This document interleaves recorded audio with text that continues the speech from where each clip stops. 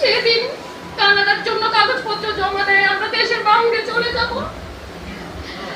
আপনারা কোরবানি দেন হচ্ছে গিয়ে গরু ছাগল, আর আমি আমার মানুষটারে কোরবানি দিয়ে ফেলছি।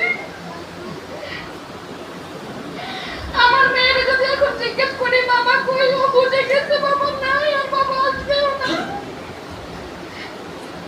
কয়দিন পর আমার মেয়ের জন্মদিন, আর ওর বাবা সবসময় ওর জন্মদিনে কি করবে না করবে, এতিমদের খাওয়াতো, এতিমদের জন্য কিছু করতে হবে। এই এতিম, আমি খুব ছোটবেলায় এতিম হয়েছি, আমি এই কষ্টটা আমি বুঝি।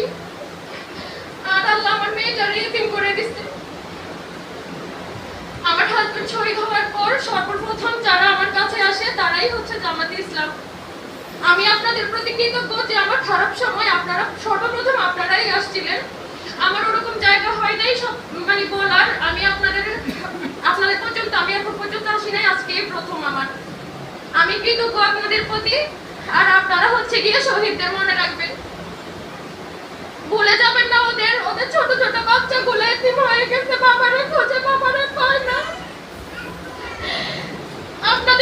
আপনাদের অনেকেরই সন্তান হারাইছে, কিন্তু আপনাদের আরো একটা সন্তান আছে বা দুইটা সন্তান আছে, কিন্তু যে বাচ্চাটার বাবা হারাইছে তার আর কোনো বাবা নেই। সে চাইলেও বাবা পাবে না, কোনো দিন পাবে না। দুনিয়ার জীবনটা আমাদের জন্য জাহান্নাম হয়ে গেছে। আপনাদের জীবনে যুদ্ধ ছিল 5ই আগস্ট পর্যন্ত, আর আমার জীবনের যুদ্ধ আমার মৃত্যু পর্যন্ত। শুধু দোয়া করবেন আর মনে রাখবেন। আসসালামু আলাইকুম।